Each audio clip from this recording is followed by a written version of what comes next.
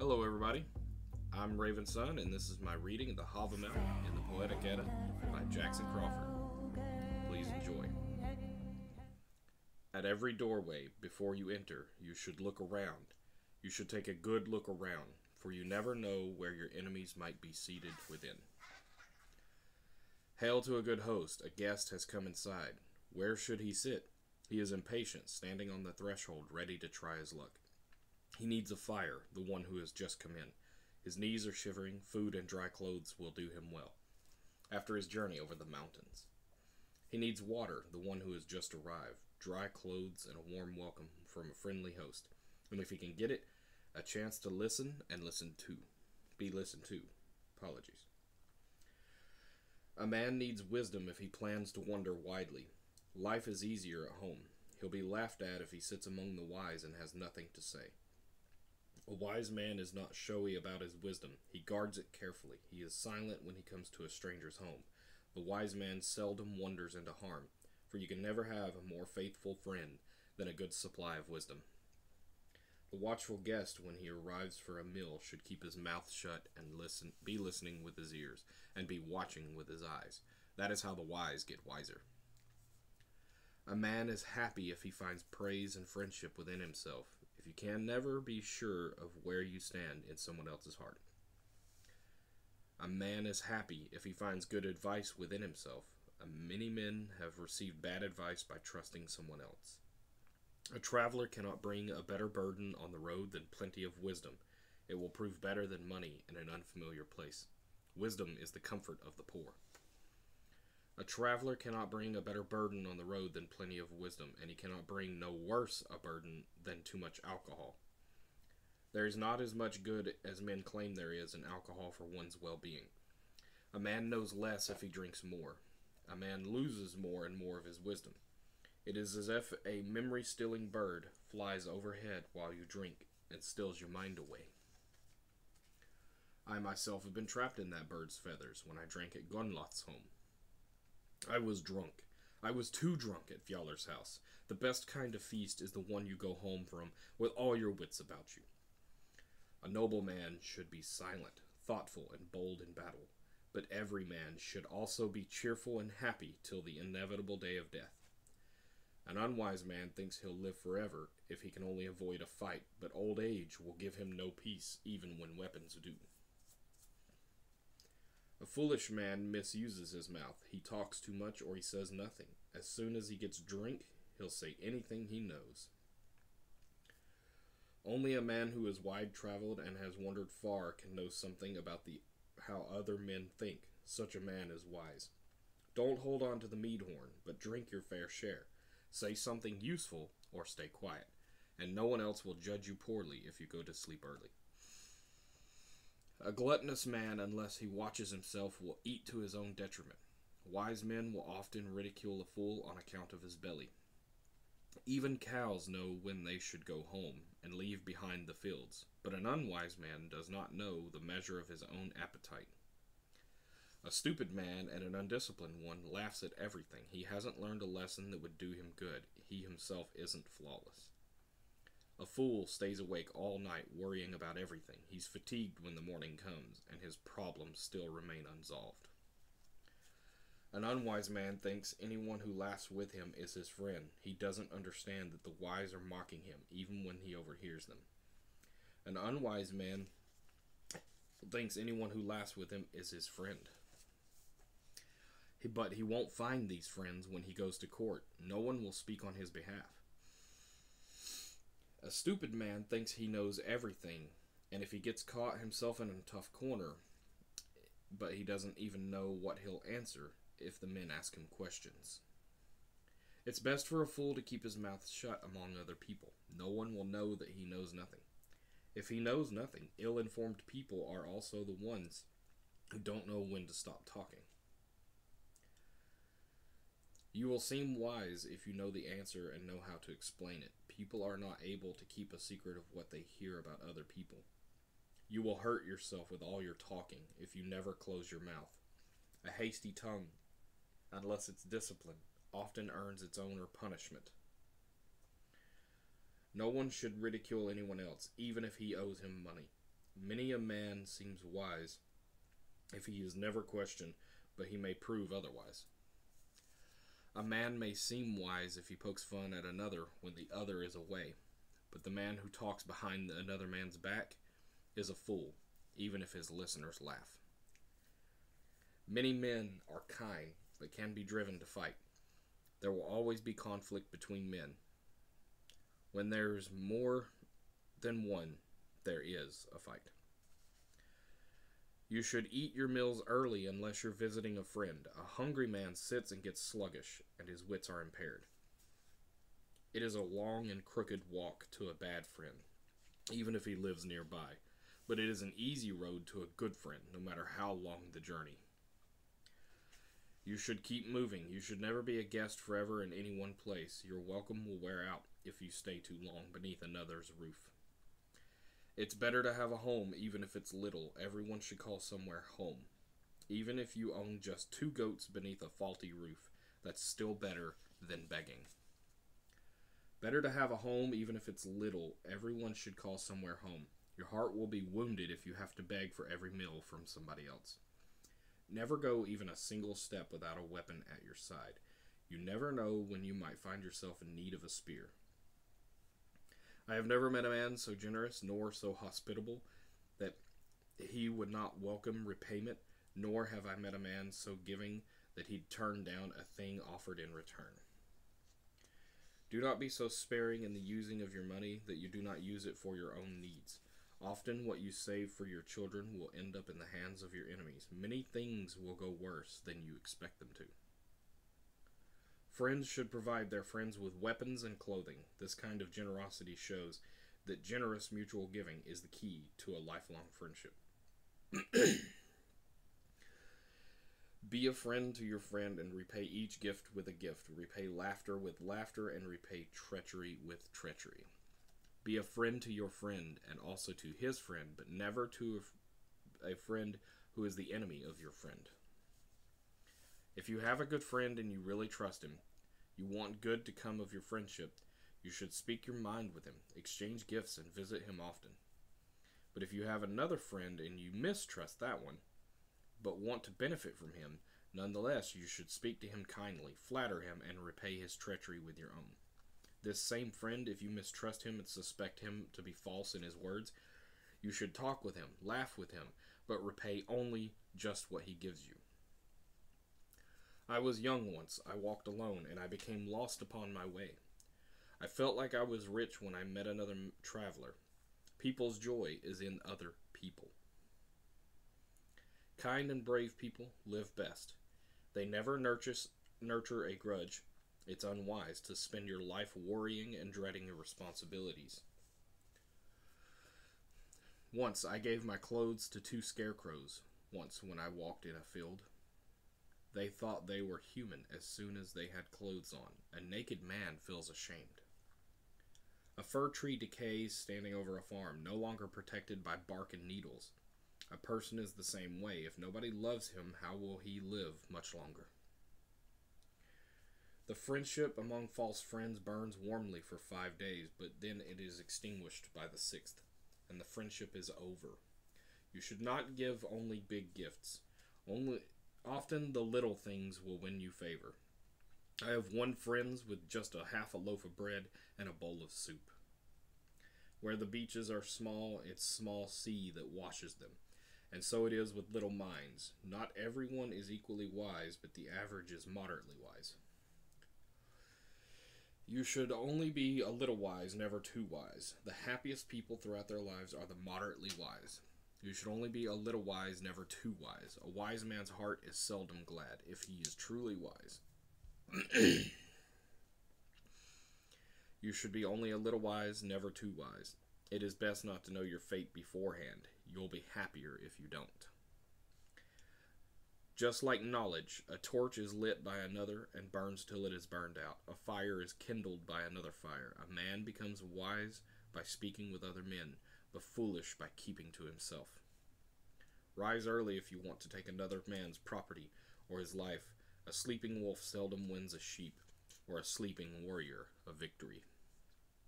Rise early if you have no one to work for you, and get straight to work. You lose more than time if you sleep when it dawns. For the early riser, wealth is half won. You should know how to dry logs for firewood, and bark for roofing, and also this, how to measure time and the seasons.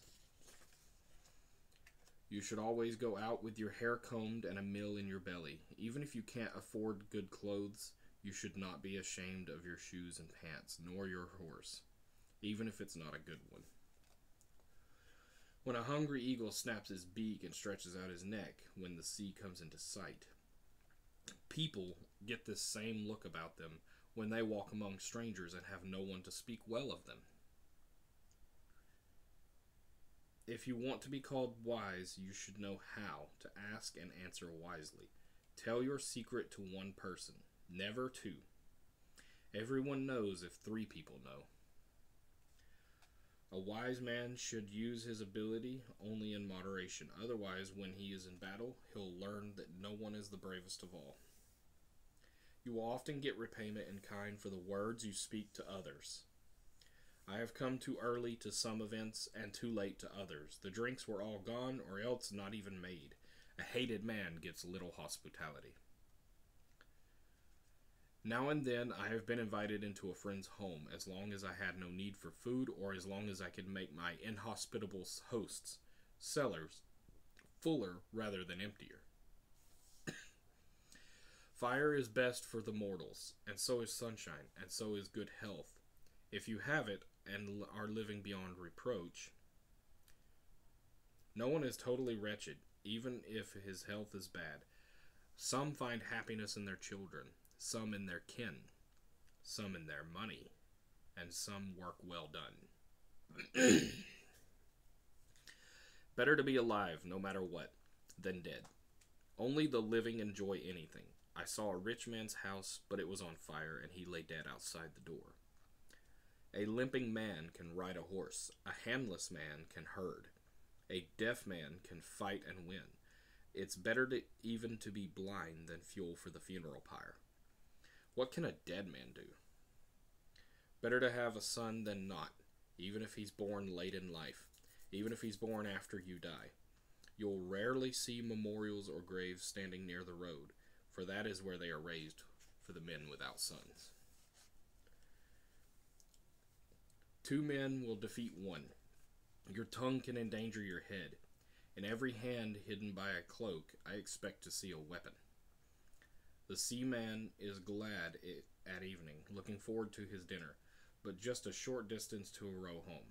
But an autumn night is untrustworthy. Many things can get worse in only 5 days, and even more in a month. The ignorant man does not know how little he knows. You become foolish by listening to fools. One man is rich, another man is poor. Neither has the other to blame. Cows die. Family dies. You will die the same way. But a good reputation never dies, for the one who earns it well. Cows die. Family dies. You will die the same way. I know only one thing that never dies, the reputation of one who's died. I saw big herds of cattle owned by a rich man's son. Now they carry a beggar's staff. Wealth is like the twinkling of an eye. No friend could be more faithless. If an unwise man chances upon money or a woman's love, he will grow more arrogant, but not more intelligent. He will be deceived about his own worth. What you ask of the runes, they will prove true. They are the gifts of the Aesir, made by the gods and painted by Odin. You'll learn best with your mouth shut. Don't praise the day until it's night. Don't praise your wife until she's buried. Don't praise the sword till after the fight, nor your daughter till she's married. Don't praise the ice until it's crossed, nor the ale until you're sloshed. So what that's trying to say there, I'm going to go ahead and clarify a little bit. Don't praise the day until it's night. In other words, that's like the night is still young. Anything could go wrong. Don't praise your wife until she's buried.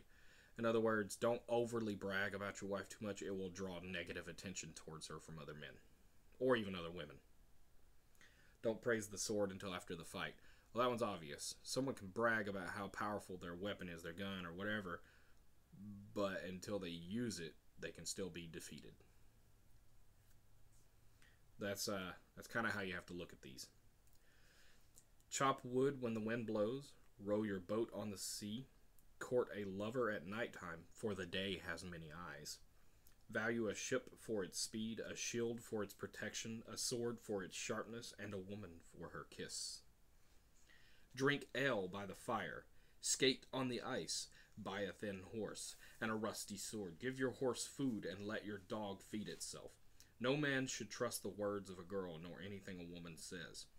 Women's hearts are molded on a wobbly will. Deception lurks in their words. So, what he's talking about there is Odin is warning people about how in the past men took on the mental concept that women are harmless, they can do nothing against you, blah, blah, blah, right? And then they got assassinated by that exact same woman that they were talking about. So what he's trying to point out is you shouldn't just see a frail creature when you look at a woman. You should also think to yourself, that woman can hurt me. I better treat her well or she could turn on me. So this forward is a list of things that I'm going to read off and then I'll clarify. A breaking bow, a burning fire, a howling wolf, a cawing crow, a grunting pig, a rootless tree, a swelling wave, a boiling kettle, a flying spear, a crashing wave, one night old ice, a striped snake, the words of a bride in bed, a broken sword, a playful bear, the child of a king, a sick calf, a stubborn servant, a prophet foresees only good things, a corpse on the battlefield, your brother's killer even if you meet him in public, a half-burned house, a horse that's too fast. Remember, a horse is unusable if it only breaks 1 foot. May you never be so trusting that you trust all of these things at the same time.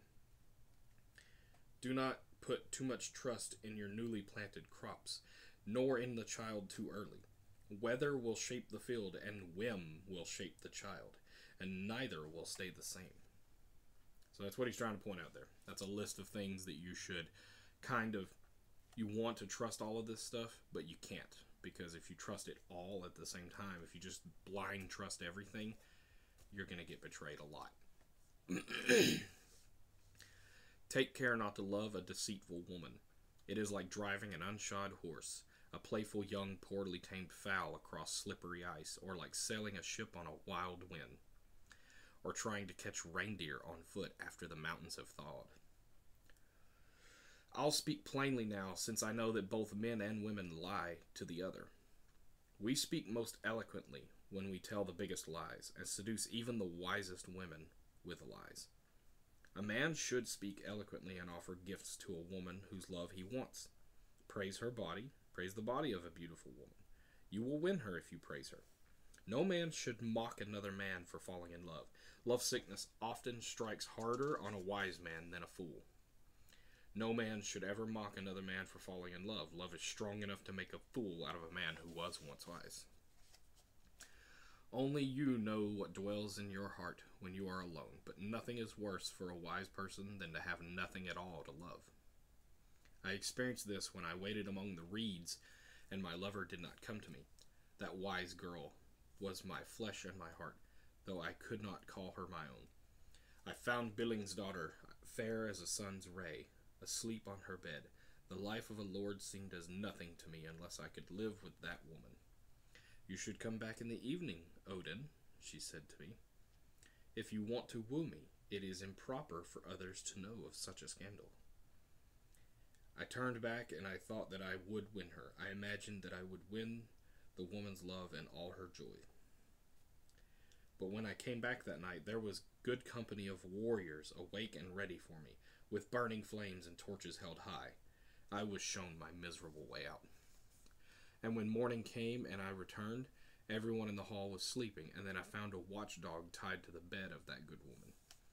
There's many a good woman, if you want to know her, who'll change her mind about a man. I learned that when I tried to seduce a wise woman. That lady showed me every kind of shame, and I gained no wife for my trouble. If you want to be very wise, be happy at home and cheerful with a guest.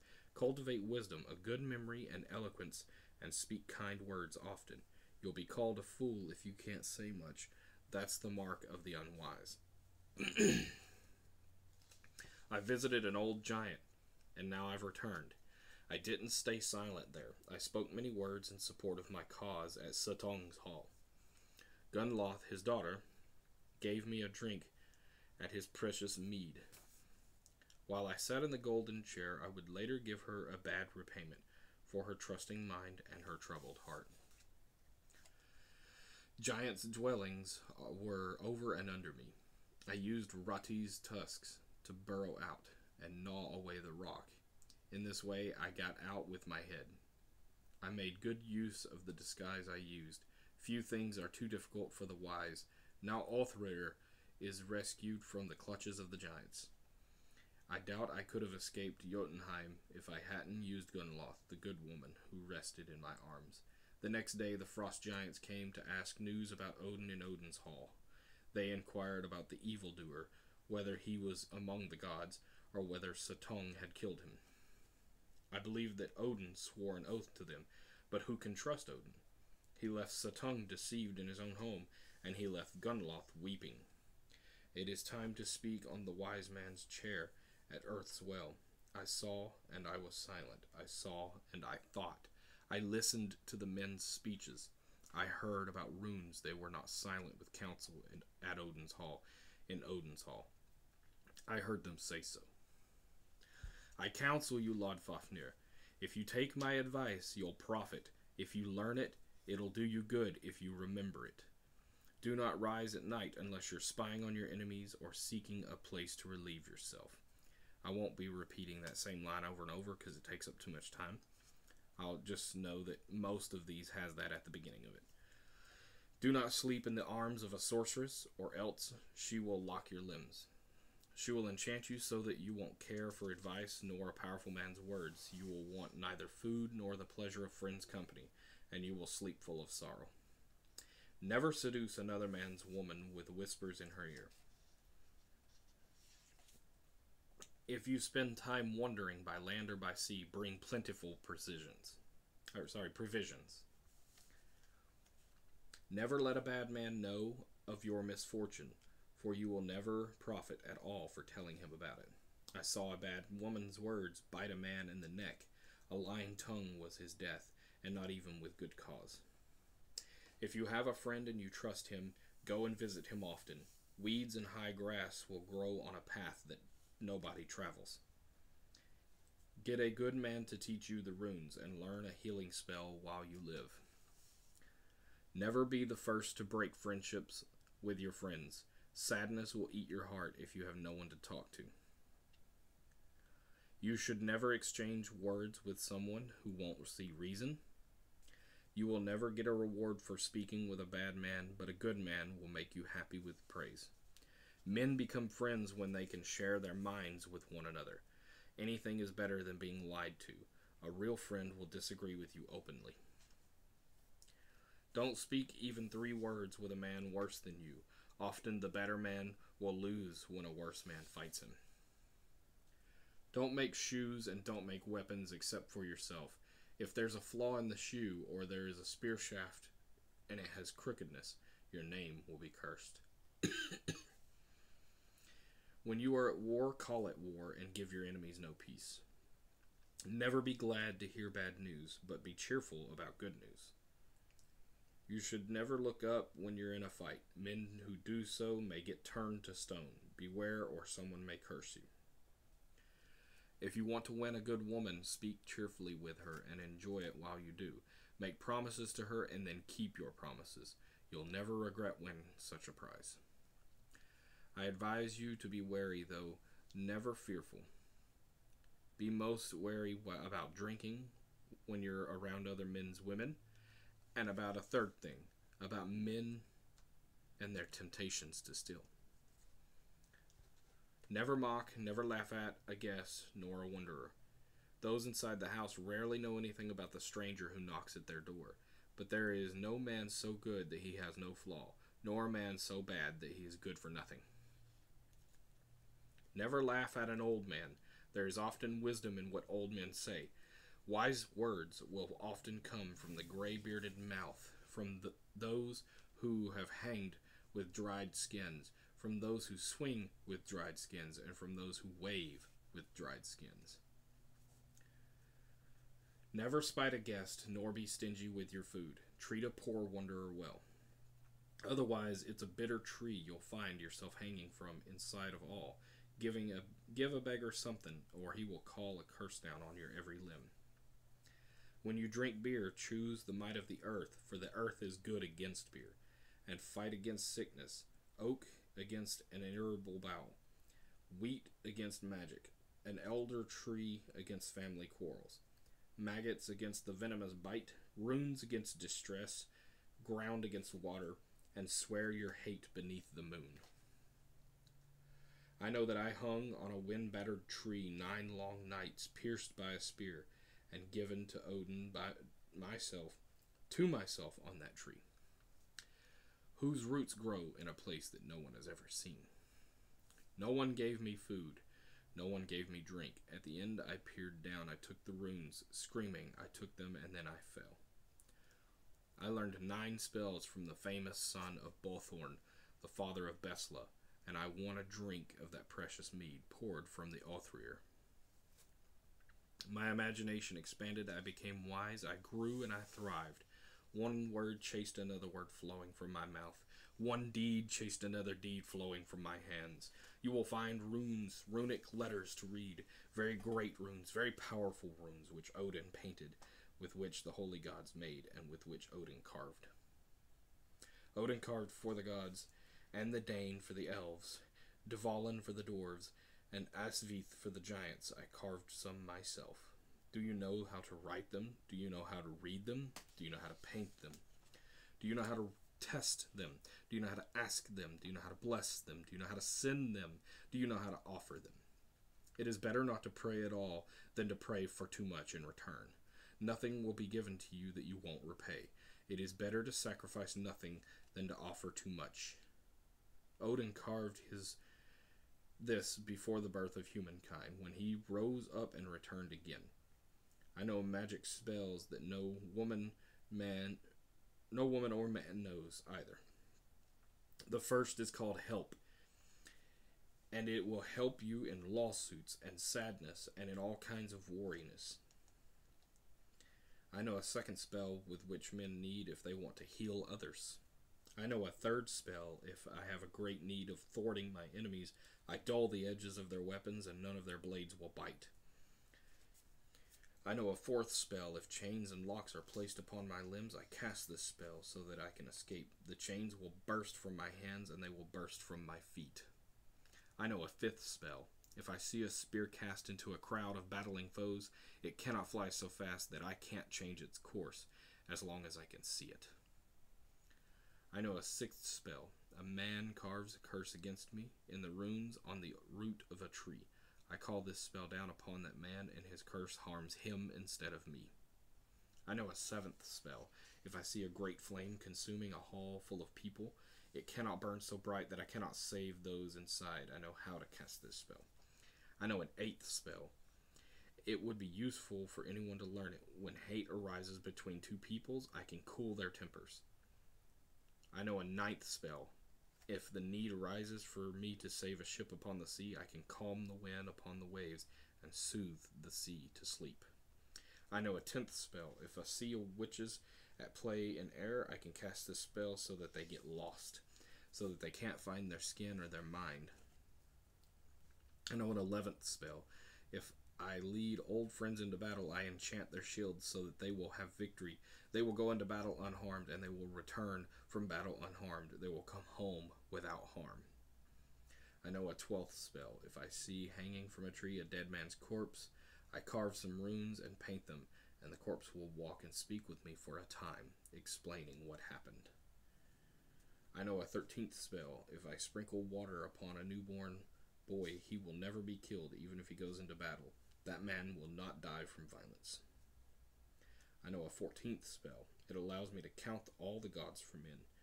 I know the names of all the gods and elves, and for who are fools, that can say that. I know a 15th spell, the dwarf Thofreyr cast it upon Delling's door. He conjured powers for the gods, and he courage for the elves, and they knew Odin. I know a 16th spell. If I want to win over a cunning woman, and I have her all to myself, I can change the mind of that lovely armed beauty, and win her favor for myself. I know a 17th spell. I prevent a beautiful woman from shunning me. Lord Fafnir, all these spells would be useful to you all your life. They would profit you if you learn them. They do you good, and if you remember them, they suit your needs if you could use them. I know an 18th spell, which I never teach to a girl or a woman unless maybe that one is my wife or my sister. It is much better that one alone knows this spell, which is the last of spells.